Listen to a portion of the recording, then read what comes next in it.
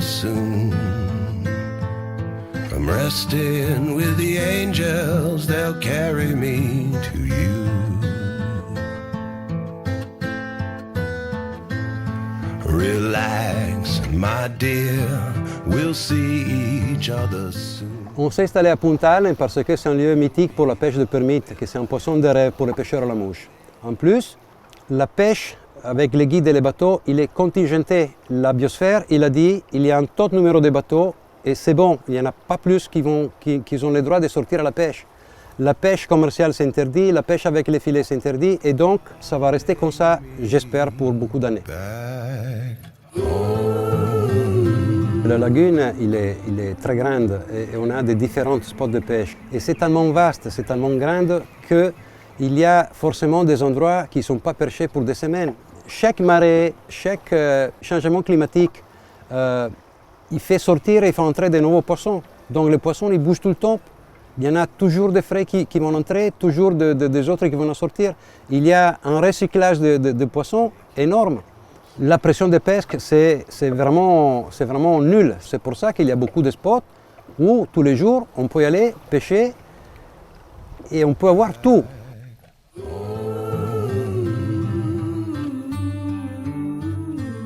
Les autres lodges qui sont situés différemment, ils n'ont pas un area de pêche aussi importante. Ils ne peuvent pas y aller partout. Ça prend beaucoup de temps, ça fait beaucoup d'essence. Et donc, ce n'est pas possible. Nous, on est placé dans un coin où on peut partir à la pêche dans toute la baie et dans toute la lagune. Ça, c'est très important parce que quand on a des changements climatiques, des vents ou de la pluie, on a toujours le bon endroit où partir à pêcher sûr qu'on a des spots pour bien pêcher même si les conditions sont adverses.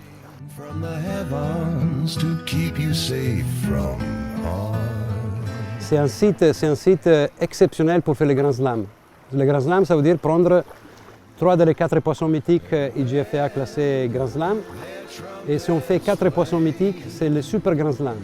Il y a des pêcheurs qui font 3-4 permis dans la semaine. Et ils font 2 ou 3 grands slams dans la semaine. C'est un rêve. C'est un rêve. L'adrénaline, il peut monter de 0 à 100 en 2 minutes. Et ça, c'est vraiment de la dynamite.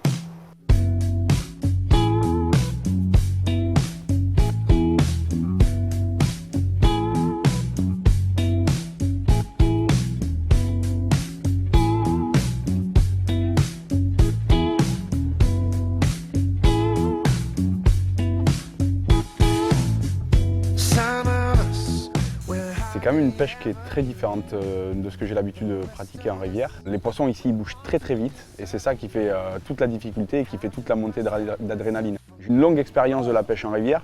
Je pensais en arrivant que ça me servirait peut-être et que je verrais les poissons très facilement. Et en fait, on a beau dire, j'ai remarqué que je suis reparti de zéro. C'est-à-dire que c'est vraiment une façon très différente de chercher le poisson. Le mouvement de l'eau en surface est très important, ils appellent ça les nervous water. Et effectivement, de voir l'eau bouger, de voir la vaguelette ou la vague qui est créée par les poissons, que ce soit les bonnes fiches ou les permites, c'est quelque chose de très important. Là où voilà, j'ai senti une énorme différence avec les guides locaux, et notamment Juan, c'est que dans plusieurs cas, j'ai réussi à voir le poisson, mais seulement quand il s'est approché de nous. Eux, ils les voient à une distance qui est absolument impressionnante. On voit qu'ils ont l'œil qui est très exercé à ça. Ok. Stop. C'est épais, c'est épais. Ce qui est hyper intéressant à Ascension Bay, c'est vraiment ça. Pour moi, c'est la partie la plus intéressante, c'est la taille de la zone de pêche. C'est-à-dire que c'est vraiment immense. Il y a un territoire qui doit faire quelque chose comme 40 km sur quasiment 90 km du nord au sud et d'est en ouest. L'autre point qui va avec ça et qui rend la destination très intéressante, c'est la diversité des poissons. C'est-à-dire que effectivement, on est sur la capitale mondiale ou probablement l'un des plus gros hotspots de pêche au permis dans le monde. C'est d'ailleurs pour ça que la destination est très réputée. Mais à côté de ça, on peut prendre du barracuda, on peut prendre du bonnefiche, on peut prendre du tarpon, on peut prendre des jacks. Donc il y a tout l'éventail des poissons en pêche exo. Et si un jour, malheureusement, on tombe sur des bonnes conditions, il y a plein de solutions de repli et c'est hyper intéressant pour la pêche.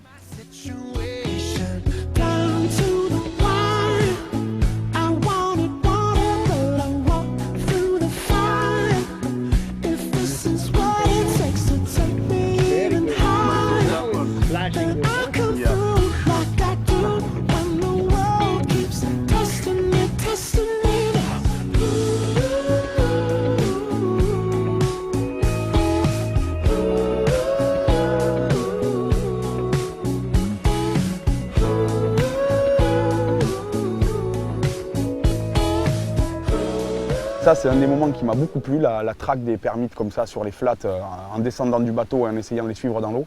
Et moi, je m'étais dit, mais pourquoi ne pas aller pêcher des poissons comme les jacks qui tirent beaucoup, ou les barracudas, ou les tarpons, et finalement s'amuser plutôt qu'aller s'embêter à traquer des poissons qui sont difficiles. Et en fait, il y a une adrénaline très particulière dans la traque de ces poissons-là, parce qu'on sent que dès qu'on en voit un, tout le monde est en tension sur le bateau, tout le monde est capté sur le poisson, et vraiment, l'autre pêcheur sur le bateau est attentif. L'assistant guide, il est sur le qui-vive. Le guide, on sent qu'il est vraiment hyper concentré. Et il y a une tension particulière dans la pêche, il y a une adrénaline particulière qui fait que c'est vraiment hyper intéressant. Really nice one.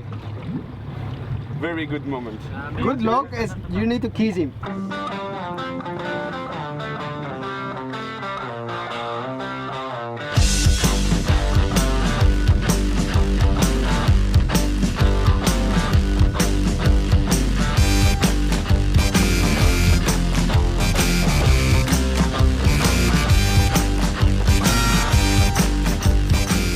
La formule qu'offre Punta Len Fishing Club, c'est d'avoir un bateau avec 2 guides. Et là, ça me faisait un petit peu peur de me dire, on va être beaucoup, ça va être assez... Et en fait, c'est au contraire d'une efficacité redoutable parce qu'on est tous à scruter. Il y a celui qui est à la perche, qui est au perché, qui voit, qui scrute et qui donne les conseils au guide qui est à côté du pêcheur. Et l'avantage, alors il se décuple quand on a la chance de descendre pêcher des permites parce que là, le guide nous prend, nous amène, il y a l'autre, il communique avec l'autre guide qui est resté sur le bateau pour avoir des informations.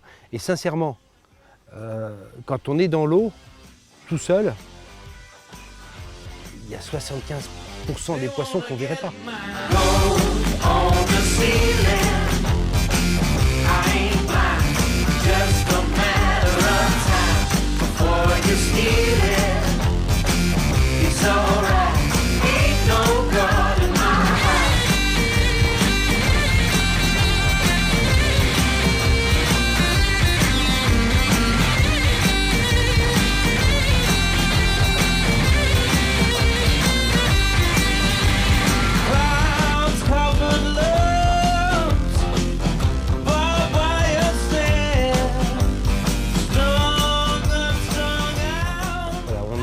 Traquer le poisson, on l'a traqué du haut, on l'a cherché, on l'a trouvé, aussitôt on s'est mis en action, mais en descendant du bateau. Et après, ce qui me plaisait, c'est que Juan, notre guide, prenait, nous tirait, nous amenait, et là, l'histoire.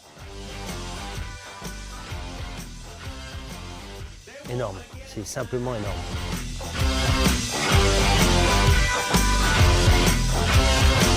They wanna get mine. Gold on the ceiling.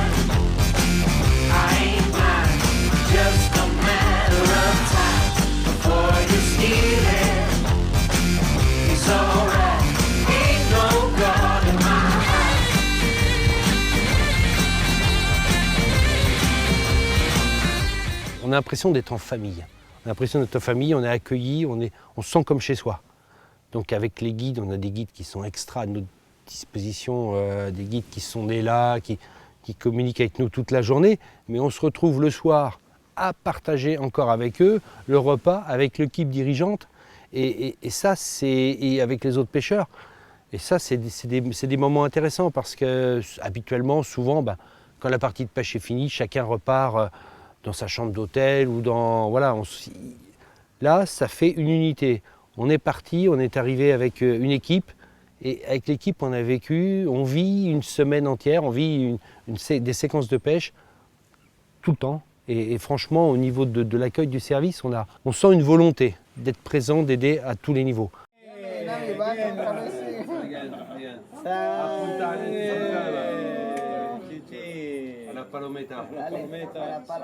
Les guides, Juanito notamment, est né ici. Il connaît la zone comme le fond de sa poche. Mais ça ne suffit pas de connaître une zone comme le fond de sa poche. Il est pêcheur à la mouche. C'est-à-dire qu'il sait ce qu'un pêcheur peut faire. Il analyse très rapidement le niveau technique et les attentes de son client. Et par rapport à ça, il va adapter sa recherche du poisson et il va avoir des exigences différentes. Il se donne à fond et il a envie que tout le monde se donne à fond.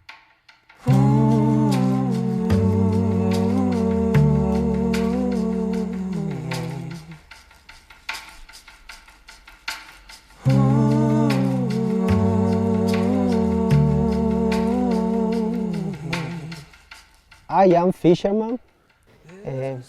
I like to speak with fishermen because that is very important for the guy and fisherman. Try my best when I working.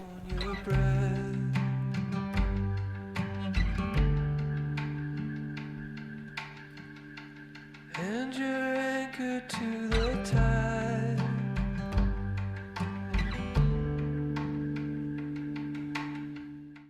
I practice a lot of years, 12 years for guiding. I read the rings and count the city lights. You sing a static sonnet on the dial. Or you could take a walk